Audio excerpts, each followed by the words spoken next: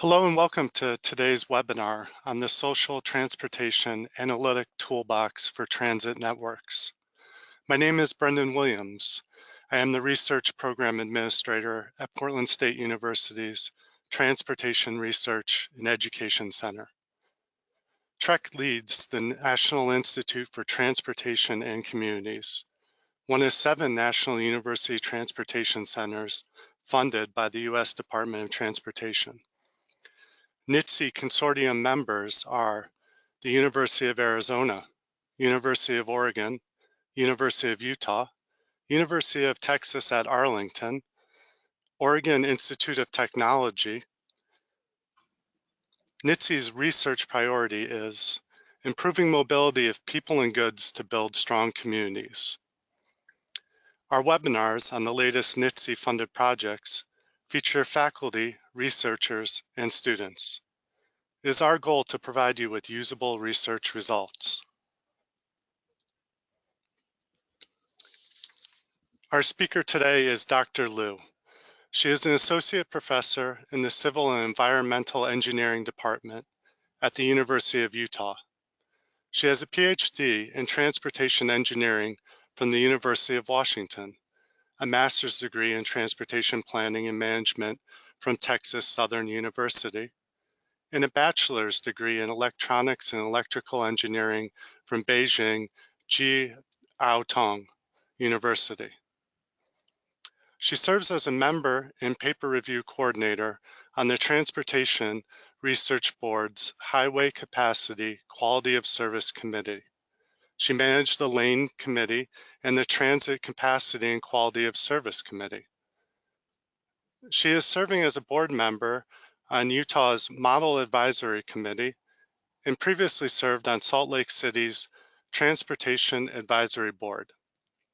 She is a licensed professional engineer in the state of Utah.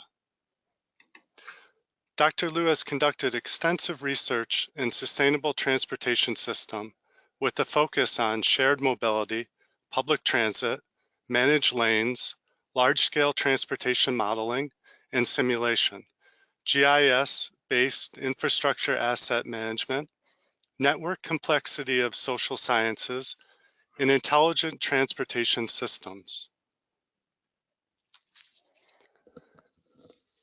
Upcoming events include Friday, September 27th, Johnny Ling from Community Cycling Center will be speaking at our Friday Transportation Seminar on our young people and the gateway to opportunity.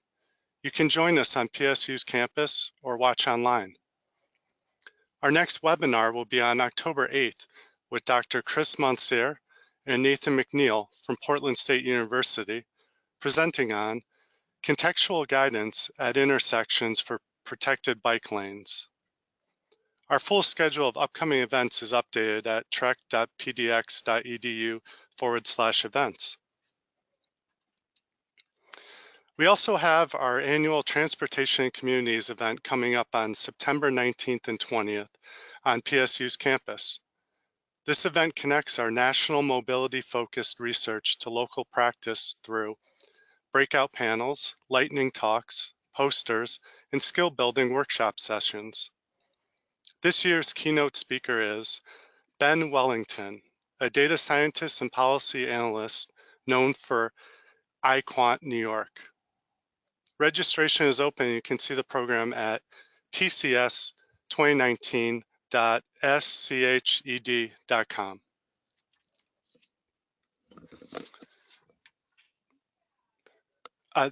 Dr. Liu will present for about 40 minutes. During this time, you can submit questions via the GoToWebinar control panel. They will be answered after her presentation. We are recording today's webinar and we'll make it available on our website. In the next day or two, you will receive an email with a link to the video recording and presentation slides. If you are tracking professional development hours, this webinar is eligible for 1 hour of continuing education credit. Instructions on how to redeem the credit will be included in your post-webinar email. With that, I hand it over to Dr. Liu.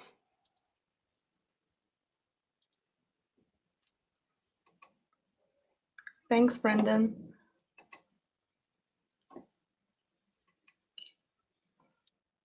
So I want to thank everybody for taking the time to join this webinar today. So my presentation today is about socio-transportation analytic toolbox for transit networks. So this is a project that is funded by NITC, and basically we are developing a tool that is leveraging new data sources and also innovative data mining techniques to help transit agencies exploring the overall transit system performance. So the project ties to the NITC's theme of improving mobility of people and creating vibrant communities. So the project itself is a demonstration project, so it is a proof of concept by nature. But we are really hoping that the platform that we developed can evolve over time to cover different geographic areas, to incorporate new data sources and analytics, and hopefully can be useful for transit agencies to assist with decision making. So this is a multi-campus collaboration. So basically, it's a joint research between University of Utah, University of California at Riverside, and also Portland State University. So I'm the PI of the project. So the co-PIs are Dr. Ran Wei from UC Riverside, and also Aaron and Li Ming from Portland State University. And I also want to thank all the students who have been helping with the development of the analytics and also with the platform. So my students Shenrui Yang and Chen Zuo, and also Jake Davis from Portland State University. So Shenrui Yang today is with me in the webinar, so we'll be entertaining any questions the audience may have at the end. So if you have visited the website, you probably will notice that we actually use the transit networks in both Salt Lake City and also Portland as an example to showcase the STAT platform. So we actually have people in both locations through this collaboration to actually assess and validate our result. So this is the outline of this presentation. I'll give a little bit background information and motivation for the project, and I'll lay out the objectives of the work. And later on, I'll introduce the data that we have been using for this particular project. And we mainly deployed machine learning and natural language processing techniques to retrieve and geomap all the Twitter data we have that I'll introduce later on. So after that, I'm gonna showcase the results of the project. Basically, it's the STAT platform to allow users to explore some of the analytic results that we developed, and this is followed by the conclusion for the project.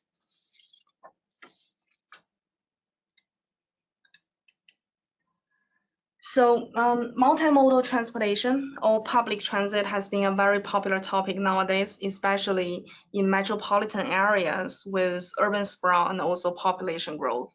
So public transit is considered a viable solution to accommodate some travel demand and help reduce emissions from the personal vehicles and also slow the decline of air quality. So good transit service, of course, encourages active transportation, such as walking and biking, and can also help contribute to the slowing down air quality deterioration. But the poorly designed transit system can drive people away and even cause social exclusion, particularly for the less privileged population who heavily rely on public transit. So performance assessment of transit network can help agencies communicate how they're doing, identify underperforming services, plan for potential investment, so on and so forth. But evaluation of the transit service performance has been a very complex and challenging problem because of the diverse and competing goals set forth by any agencies. For example, improving the operational efficiency, providing equitable and just transit services. So as a concrete example, if you want to improve the operational efficiency, most of the time transit agencies tend to aim at achieving the highest ridership with the least operational cost. but for achieving the equitable objective, it usually mandates them to extend the service to neighborhood with high concentration of minorities or low-income residents. So we acknowledge that performance assessment is really a gigantic topic, and there is really no single solution to accommodate all the goals that agencies set forth. But we're really trying to attempt this problem from a data-driven perspective, in a sense, to identify the transit network connectivity gap, and also identify whether there is really a discrepancy between how the operational data tells us versus what the actual transit users' experiences are. So the current practice to evaluate users' experience or transit user experience is to conduct a customer survey to bus riders. So through these surveys, passengers can express their opinions about different attributes describing the quality of the service in terms of a predefined scope of evaluation. But some of the major obstacles for this type of survey is, for example, high cost, limited sample size, and maybe also low resolution. So it really makes it difficult to make the full use of the survey results to actually inform investment decision.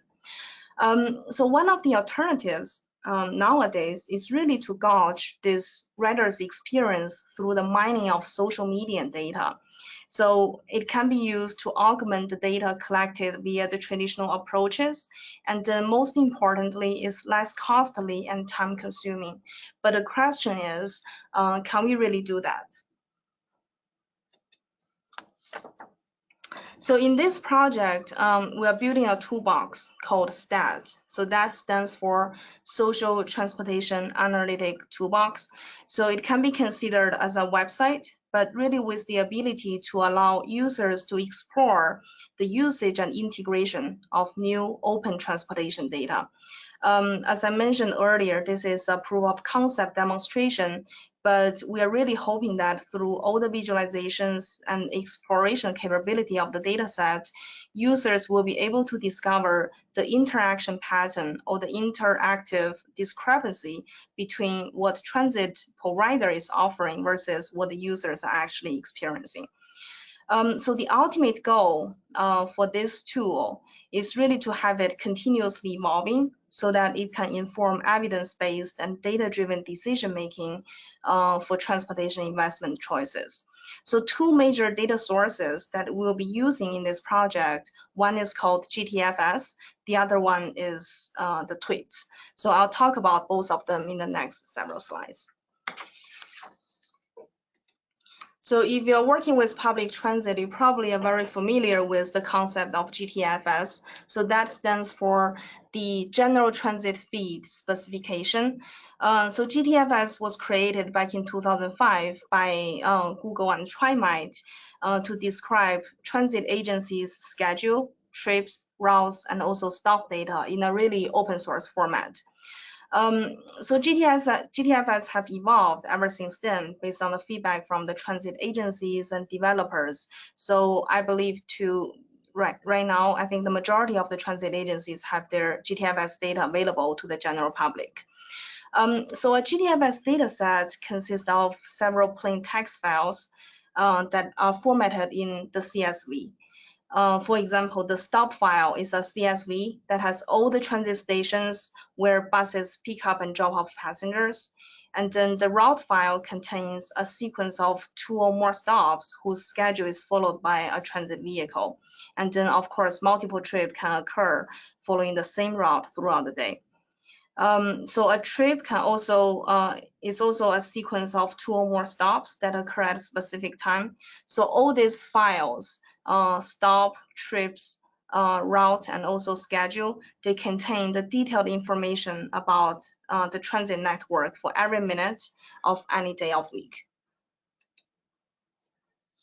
So another set of data that we are using to develop the STAT system is the tweets. So if you are very active on social media, you must be very familiar with Twitter.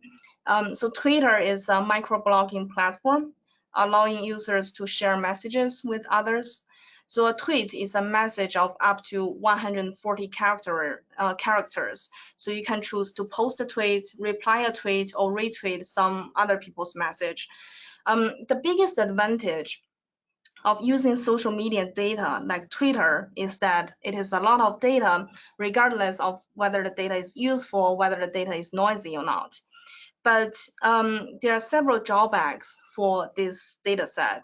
So if you're collecting through the Twitter's real-time streaming API, you only have access to, I believe, 1% of the total tweet volume at any given time period. So when you retrieve those data, when you retrieve the tweets, you can set different filters to extract the tweets. For example, you can set a specific geographic area or set a tweets that contain certain words. But the geographic area that you can specify is quite rough through the Twitter's API. I believe it's at zip code level. And also, when we extract the transit-related keyword for the purpose of this project, the challenge with this is transit is really not a specific event that anybody can track, right? For example, you can track Hurricane Dorian as the hashtag, but you really cannot track people's complaint through any of the keywords because the complaint can be of anything.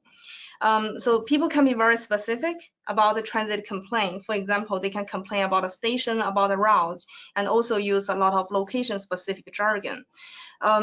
So most people, through our preliminary study, so they tend to hashtag the transit agencies for that particular area. And then the previous studies, when we do the literature review, we found that when they collect the social media data for a specific area, they just tend to use the number of tweets across the region to measure the intensity of the discussion towards certain topic. Well, for this particular scope of the project, it may not be super helpful since we really want to pinpoint which station or which routes that the complaints are actually about. So what we are doing in this particular project is through machine learning and natural language processing to actually address this.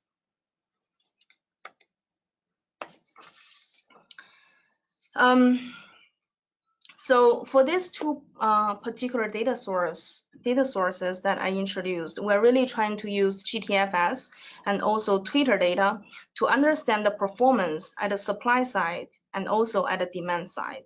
So I want to start with the supply side first on how we use GTFS data to determine transit accessibility, which really is one of the important goals that the transit agency set forth. Transit accessibility has no universal definition, unfortunately, but essentially it describes the ease of travel for an individual to reach a desired destination by the public transit.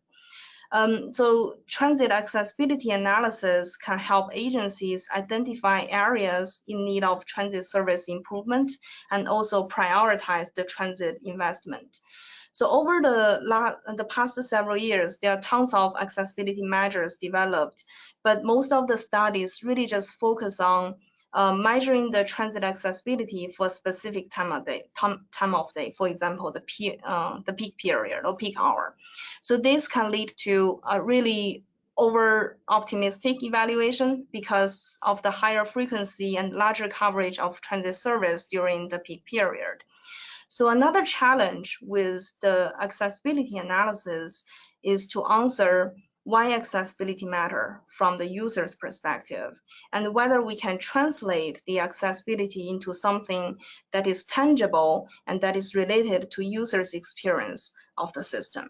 For example, people's wait time. So one of the popular measures for transit accessibility is called WATT. So that stands for weighted average travel time. So basically this relatively straightforward measure is to weight the travel time from one station to all the other stations based on the opportunities available at those stations. So WATT is of travel time nature. if you compute the WATT of a station and the station has a large WATT value, it means it has poor accessibility. So if you think about the transit network operation, WATT should be changing throughout the day because the bus schedule is actually changing.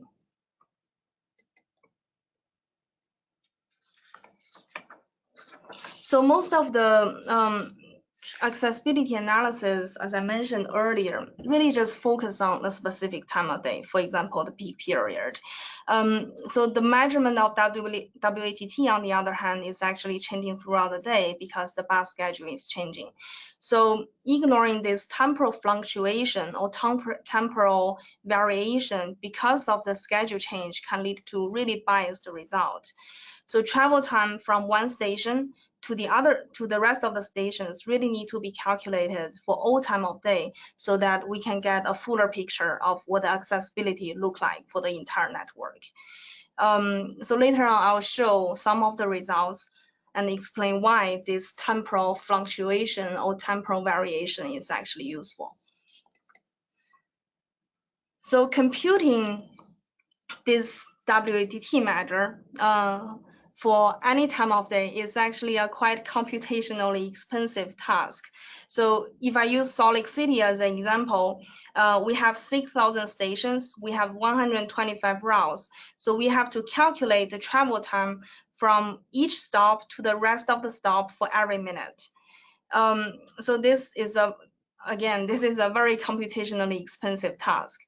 So basically what we did to complete this computation is we leverage on this GTFS data source.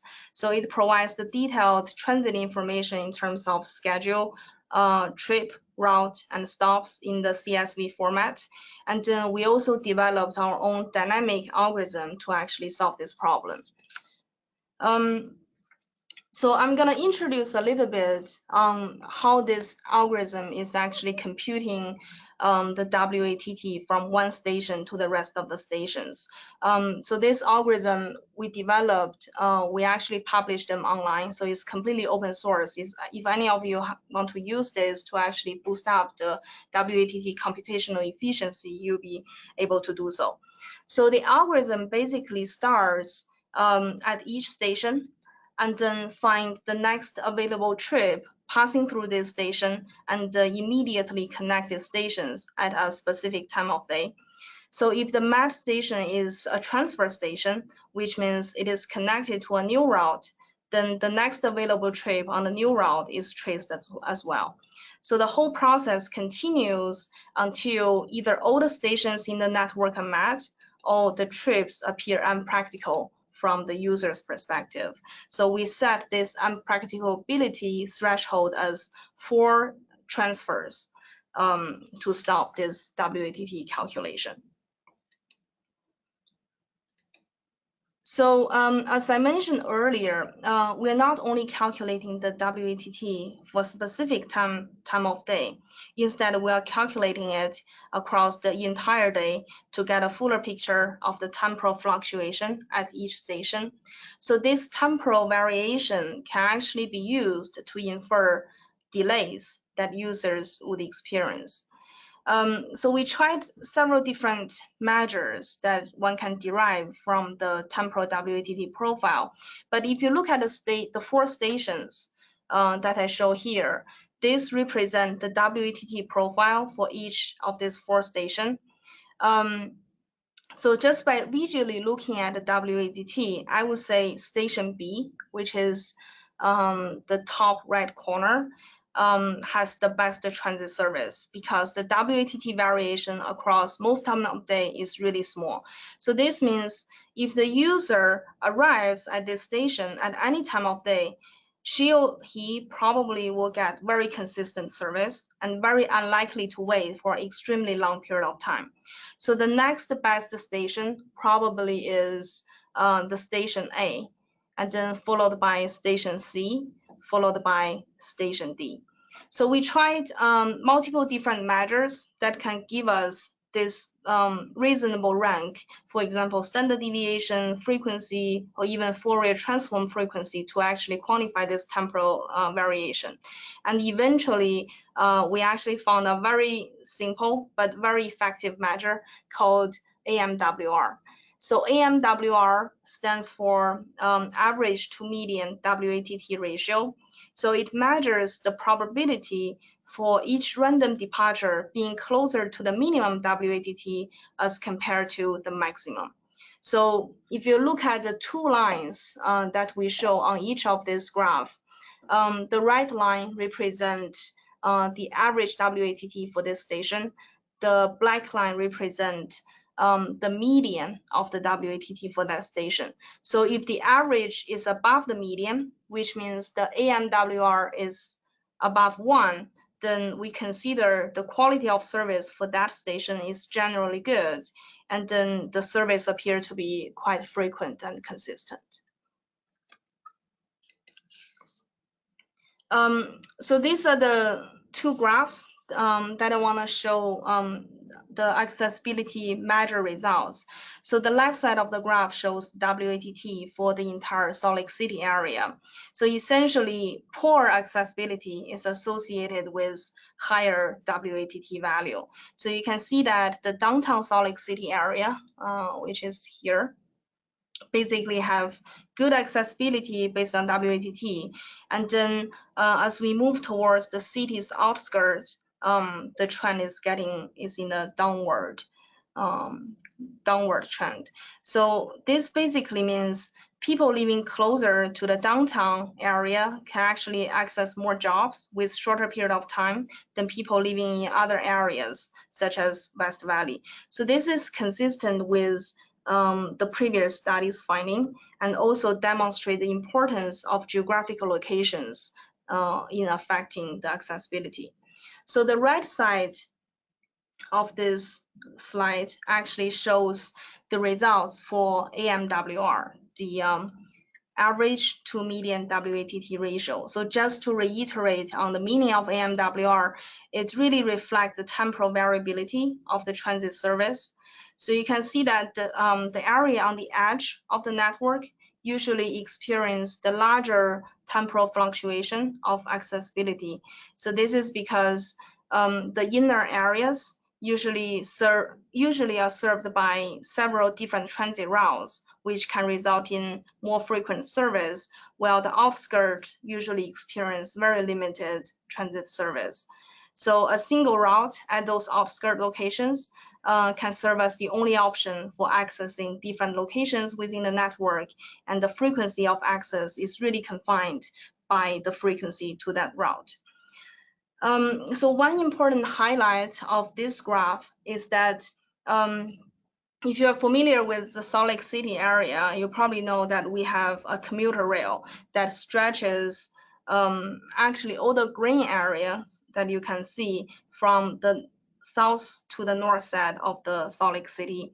So along the commuter rail line, you can see that the temporal fluctuation of accessibility is really lower than the neighboring zones or the neighboring areas. So this is partly due to the relatively faster access to the desired location provided by this frequent service of the commuter rail. So the same trend can actually be observed for areas where the light rail routes actually exist. So this really shows the positive impact of the fast transit service routes on the accessibility. So in the next section, I would like to talk about how we use different machine learning and natural language processing techniques to actually extract the transit-related tweets. So Twitter data process that we developed basically involves two components. So the first one is called classification, and the second one is called information extraction. So the classification module, basically we're trying to do is we're collecting all tweets that are complaining about the transit service. So this is the reason for that is based on the preliminary finding of our study. So our preliminary analysis basically shows that when people complain or praise about a service, they seem to do so directly to that service. Meaning, for example, for Salt Lake City, they tend to directly add red UTA. And then for Portland, they tend to directly add TriMet. So by pulling the tweets that have at UTA and at TriMet, we'll be able to get users' complaints or the delay information actually published by the agency. So another reason that we are only extracting the negative semantics or the complaints is that we applied a preliminary machine learning model called LDA. So LDA is a topic modeling technique to actually cluster all the tweets. So through the modeling effort, we determined that the tweets can generally be divided into two distinct topics. So the first topic is about transit service performance that are very specific to the station, to the route, to the location. And the other set of topic will be about any of the new projects related to transit or any of the political statement. So that's why we're really applying the classification model to collect all the tweets that have the negative semantic. And then the information extraction, which is our second module, is to extract the location information from the tweet itself so that it can be geo-mapped to a particular station for the studied transit network. I kind of touched on this issue a little bit earlier. So basically, the Twitter's search API can only searches against the tweet published in the past 7 days, I believe. So it really significantly limits the amount of tweets that we can collect for this project. So instead of using the Twitter search API, we use a Python library to retrieve more eligible data. So the library itself basically mimic how user browses through all the tweets. So when a user enters into the Twitter page, you can see that there is a scroll loader starts, and then one could get more and more tweets as you scroll down the page, so all through the codes to a JSON provider. So using this method, we'll be able to search through some of the older tweets via the library. So these slides basically listed all the attributes that are used to describe a specific tweet. For example, the ID corresponds to the Twitter ID. You can have tags, you have date, the number of retweets, the number of favorites, hashtags, so on and so forth. So with the Python library, I'm going to show the link later. Basically, we can retrieve the tweets by user-defined criteria. So we can retrieve the tweets for unlimited number of tweets and also unlimited number of days. So this slide basically shows some of the search parameters that you can set as a user to retrieve the tweets with specific constraints. For example, you can set the criteria as a specific time range, a specific time boundary. You can retrieve the tweets of a particular topic, so on and so forth. But in this project, we retrieved all the tweets that have referred to the transit agency or the transit provider. So that is to say, for Salt Lake City area, we retrieved the tweets that at red UTA, and for TriMet, for the Portland area, we retrieved the tweets that at TriMet. So the two modules that we use to actually geomap the tweet. So the first module is called classification model. So the classification model, again, is really to retrieve all the complaints that people have, or all the complaining tweets that people have at red UTA or red TriMet. So the classification model we use is the CNN, the convolutional neural network. So you can consider that as a black box. So once you train this black box, you can feed it with all kinds of the tweets, and then it will output the tweets with negative semantic for you. So the way we train this model is by pulling about, I think, 15,000 tweets from the red UTA account, and then we manually labeled those complaints. So to determine if the tweets contains words such as delay, early, on time, or late, so on and so forth. So we then manually actually filter those tweets to make sure the labels are actually correct. So when we process this data, one of the things I want to mention briefly is that we use a technique called skipgram. So the skipgram model is really to convert words to vector, and this is proved to be very effective techniques used in natural language processing to actually improve the performance.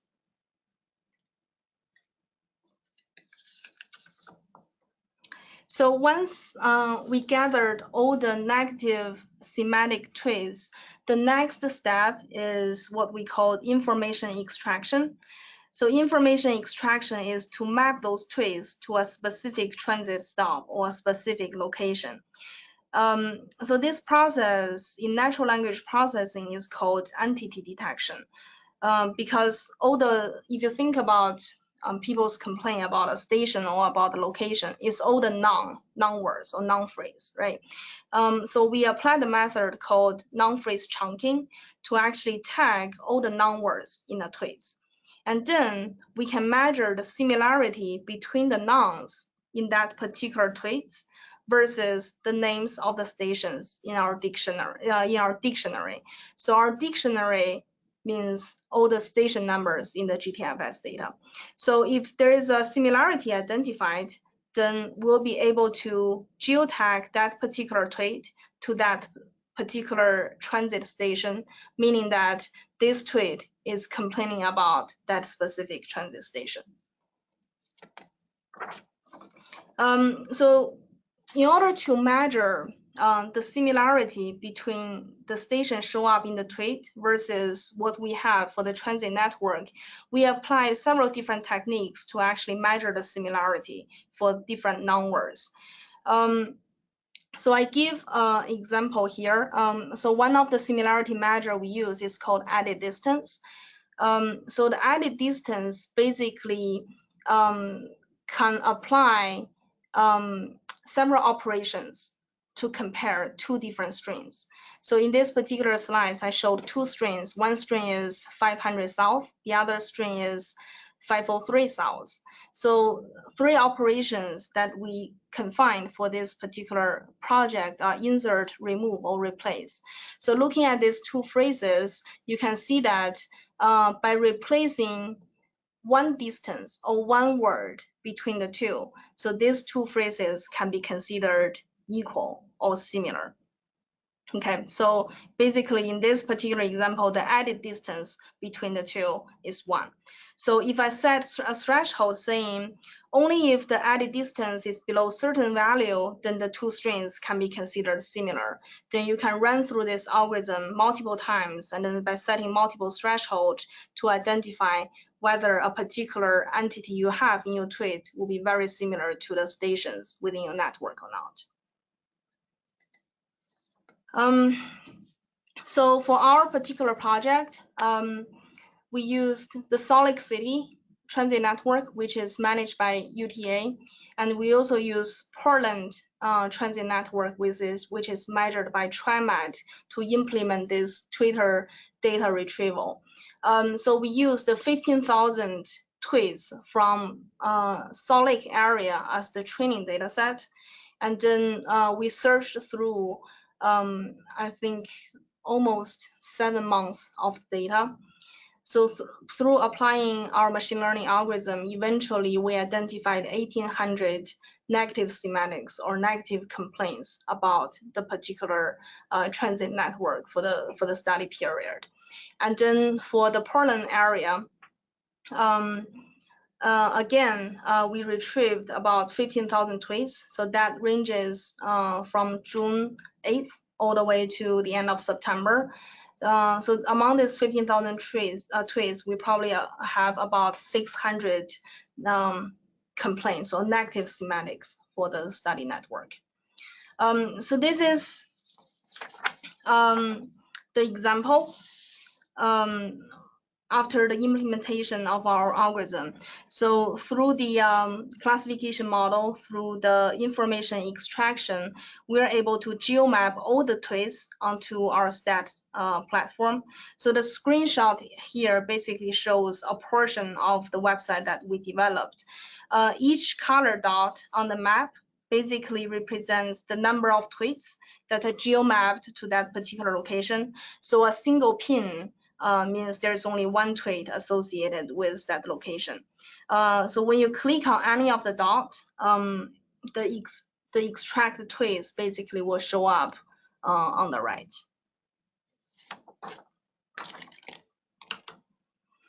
So here I just want to use this really simple slide to show a few examples of the matching result for our information extraction step. So basically you can see that the first person is complaining about no train show up at the Midwell Center to Salt Lake City. So through our information extraction algorithm, we'll be able to match the stop with the Midwell Center station and then pinpoint the particular geolocation for that particular tweet. And then the second example is from the TriMet tweets. So TriMet tweets basically saying that there is a delay up to 30 minutes due to an earlier fire near Gateway Transit Center. So we'll be successfully matching the stop at Gateway Transit Center for this particular example.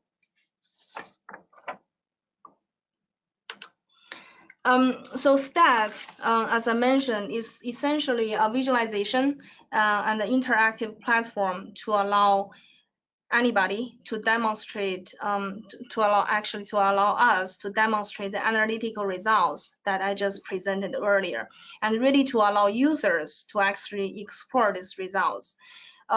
So here I actually highlighted a couple of different tools that we resorted to when we developed this website or developed this platform. So Google Map API certainly is a major component, and we also used Twitter API and ArcGIS online API as well. So when we do the machine learning data processing, we actually used a couple of machine learning libraries that are available online. We also used the Node.json, which is a JavaScript runtime to actually build this scalable network application. So this is a screenshot of what the STAT platform look like. Later on, I'll show a video demonstrating how a user can actually explore through different functions for this STAT platform. So you can see that you can input a stop number. Right now, the stop number is really the GTFS labeled stop number, so it may not really be the actual stop number that the transit agency is using. So when you input a stop number, the top layer of the website basically will show you the WATT of this particular station, and then the two lines, one is the average WATT, one is the median WATT. So remember the AMWR measure that I mentioned earlier. So if the AMWR is larger than 1, which is the case for this particular station, basically it means the station has really good and consistent performance. So once you input the station, the Google Map API will also pinpoint to that particular station, and it will show all the tweets, all the complaining tweets that are related to that station. Okay. So I want to show this video here that I recorded earlier, just to show the audience of how one can explore this website yourself.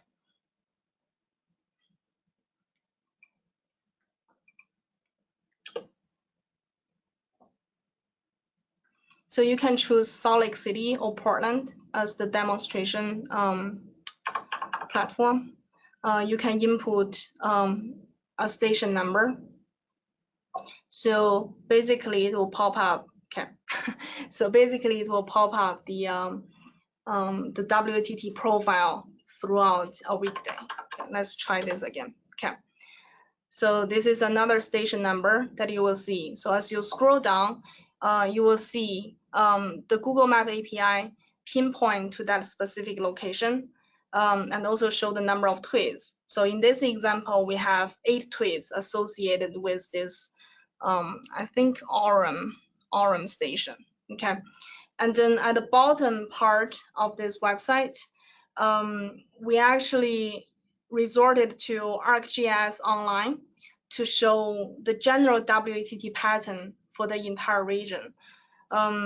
So there are some reasons for that I'm going to explain later. But essentially, well, we can calculate the WATT for a specific station, but we tend to expand that to the entire TAZ within the network to show what the general pattern look like. So ArcGIS Online is a very useful tool to actually show all the TAZ boundaries, while Google Map API may not be able to do so. Okay.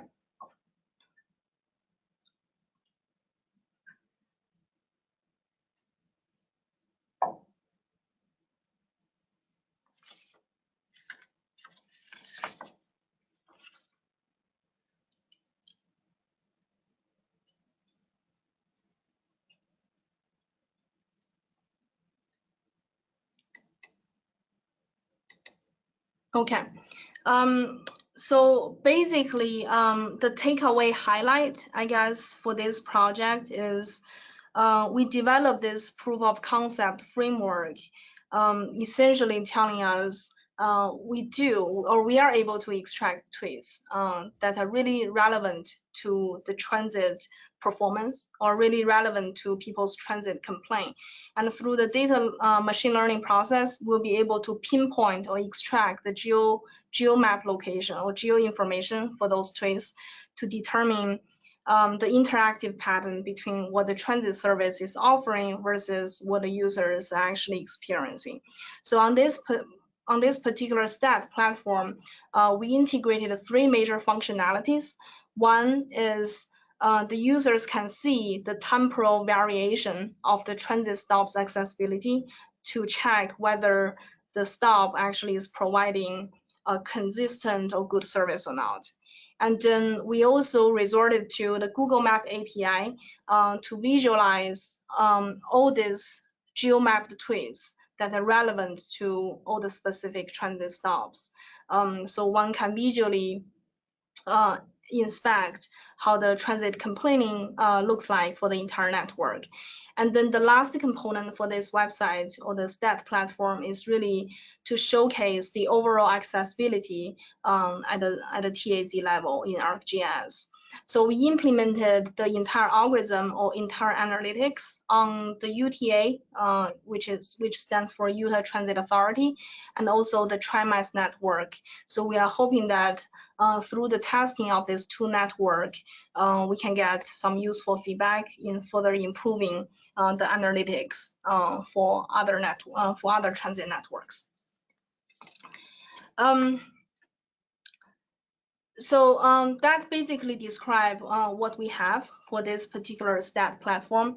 But as the end of this presentation, I also want to talk a little bit about another ongoing NITC project that we are doing. So basically, this project that we are currently doing is called Electrical Bus Deployment Framework, because electrical bus has been a very popular topic nowadays to a lot of transit agencies, especially in Salt Lake City area and also in Portland area. So in this project, we are currently developing a spatial temporal analytic model to showcase the optimum deployment strategies for the electrical bus system. And the end result for this, again, will be integrated in a web-based visualization platform so that the agencies can use that platform to identify the optimum deployment for any of the electrical bus system by setting certain constraints or threshold, for example, the cost of the total budget, the emission reduction target, or even the coverage. So basically, this platform essentially can retrieve the optimization result and tell people or tell the users which route should be replaced with the electrical bus and where should we site the charging infrastructures. So hopefully, similar to STAT, this particular platform can allow the decision makers to assist the decision makers with the optimum deployment of electrical bus and eventually to create a transportation system that is serving the sustainable communities. With that, I think I completed my presentation, and me and my students here can entertain any questions that the audience might have. Thank you all. Thank you, Dr. Liu. If you haven't done so, you still have time to submit your questions or comments.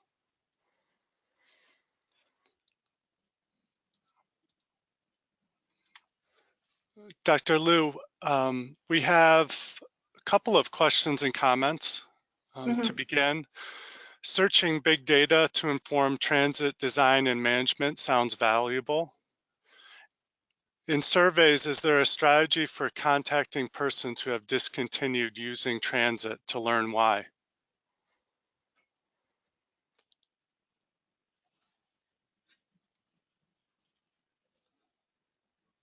So Brendan, can I see the question?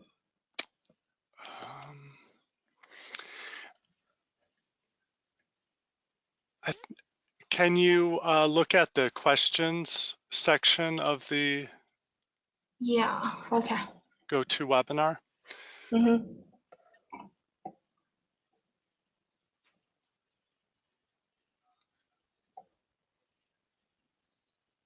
So the question, I guess, is searching big data to inform transit design and management sounds valuable. In surveys, is there a strategy for contacting persons who have discontinued using transit to learn why? Also for users, has a survey invited the user to say what I want in addition to register complaint or satisfaction? I guess I guess survey is really a very important tool for the transit agencies to gauge users' opinion. So this particular project, we did not really look at the survey results at all for the two sample agencies. But I believe usually when transit agencies coded the survey data, they probably will code will assign a unique ID to a specific person. So hopefully when the person provided with the address, they can continually track that person through the unique ID identification. This is certainly something doable. Yeah, I don't know if I answered his question, but hopefully it can give some details or highlights on that. So another question by Sean is the source code available on GitHub? Brendan, so correct me if I'm wrong, we already uploaded all the data on GitHub. Yes, you have uploaded it on GitHub, and we are in the process of putting a link to it on PDX Scholar, which is the repository for data through PSU. So that link has not been posted yet, but that's because the research final report was recently completed. Okay, but on top of the data that we have published, we also have the source code for developing the website for applying the machine learning algorithms. So we'll be able to share those as well. So I'll give those, so we'll upload everything to GitHub, and then Brendan, maybe NITC can help publish everything anytime soon, hopefully. Yes, absolutely. Yeah. Okay. So the next question is, any thoughts of capturing positive comments about the service to gauge marketing efforts to establish transit as a social norm?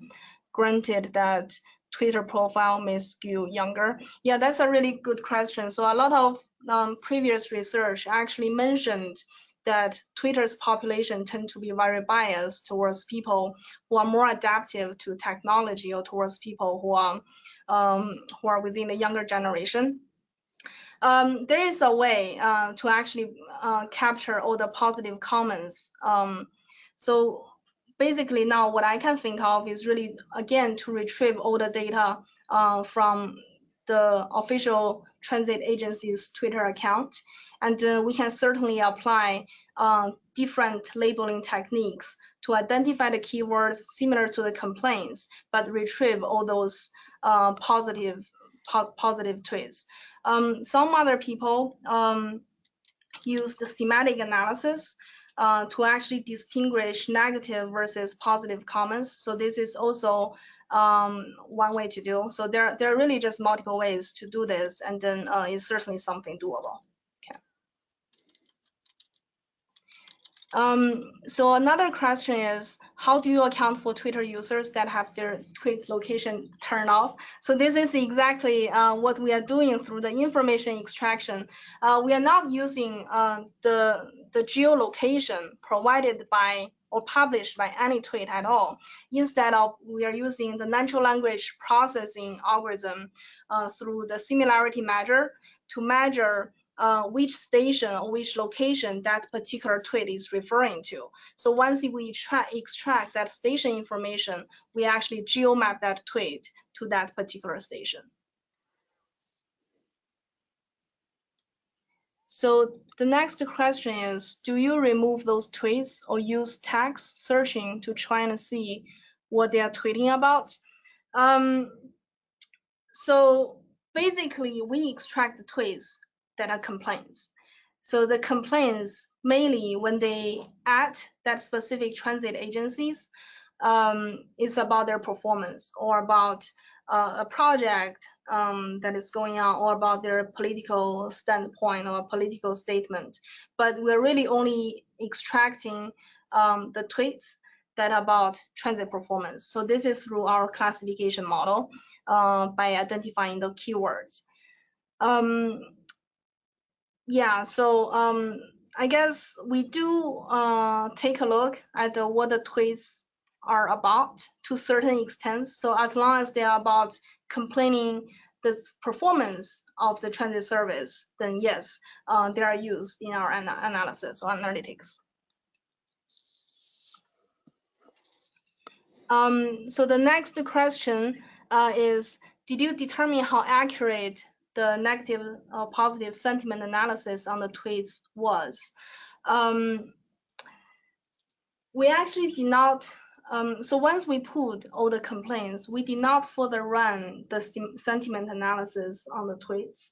But this is certainly something that we can apply to further calibrate whether the complaints that we got are accurate or not. But one of the I guess one of the tricky part of sentiment analysis, you will really need to determine what is considered as negative and positive. And a lot of libraries that are published or publicly available online may not be that accurate, because if you think about the tweets, the train is arriving earlier, is arriving early. If you think about this sentiment, it's certainly a negative sentiment from the transit agency's perspective or from the transit user's perspective. But in the published library online through Python, through R, it might be considered as a positive sentiment. So there could be some tweaks that one should pay attention to when you do the negative or positive sentiment analysis. Okay. So somebody is saying the tool is currently down. I'm not sure. Just I'll check it later. Okay.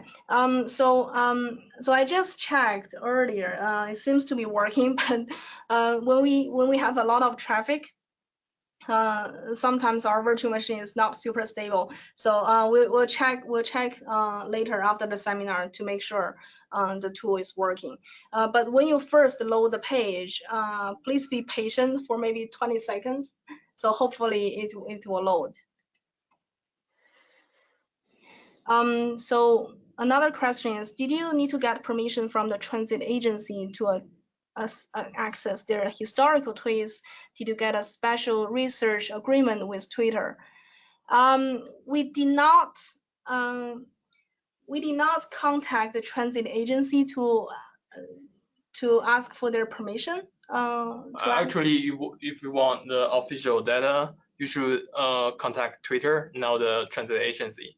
I think the Twitter owns the data, not the transit agencies. Yeah. And we use the library to get the data, so we didn't use the official API. Mm-hmm. I think that's it. Yeah. So the Python library that we use, I think we mentioned it here. No. here. Yeah, yes, it's accessing tweets. Yeah, get old tweets. Yeah. Yeah. So if you want to do the same, first of all, we're gonna publish our source code online, so you can take a look at the retrieval process that we developed, or you can just try to use this library yourself to retrieve more tweets. Okay.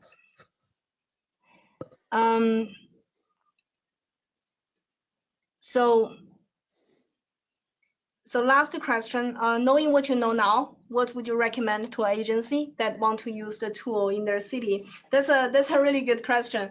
So in our final report that published for this particular project, we actually did a little bit interactive pattern analysis in terms of the WATT that we measure through GTFS versus the number of complaints that we got at different locations. We do see a certain correlation. For example, for the downtown area, you will see more tweets for certain locations. So that could be attributable to people working in downtown tend to tweet more, or people tend to complain more, or really the downtown area has just a really bad transit service. So through the exploration of this interactive pattern, we think that agencies can use this tool to actually compare what the performance look like from the operation data itself versus what the users are actually experiencing. So in a continuous effort, we're thinking about visualizing or quantify this kind of interactive pattern in this stat platform, so that when agency looking into this number of tweets, looking into this WATT measure that we developed, they can also come up with a score, for example, to actually quantify how much discrepancy actually exists between this supply side versus demand side of the transit service. Okay. So hopefully I answered all the questions that everybody had. Yes, we have just one more, if you have a moment, Kathy, or we can save that for later for you to follow up. Yeah, I'm good to answer that now. Okay, so we just have a question about stat and it being a prototype, and what sort of effort it's going to take to get it to be used by transit agencies. Yeah, so right now, so there are a couple of different ways that I see this particular tool can evolve over time. So right now, we are only testing Salt Lake City and also the Portland area, but we're really hoping this tool can be used by all transit agencies throughout the country, essentially. So you can use the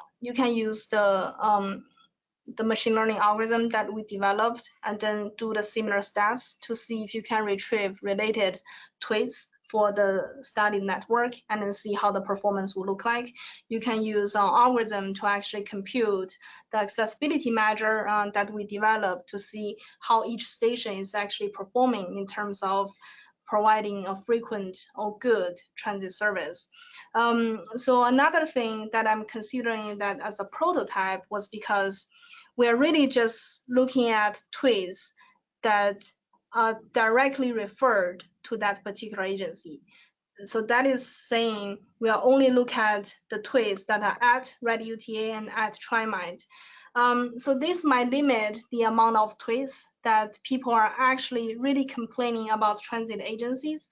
So essentially, we're hoping the machine learning algorithm that we developed can be robust enough so that we can extract all the transit-related tweets, and then through the screening, we can actually augment the current database we have. So it will give a really good and robust transferability for the stat platform. Great. Cool. So I want to thank you again, Dr. Liu, for sharing your work. This concludes our webinar. You can view other professional development offerings on our website at nitc.trek.pdx.edu. Thank you.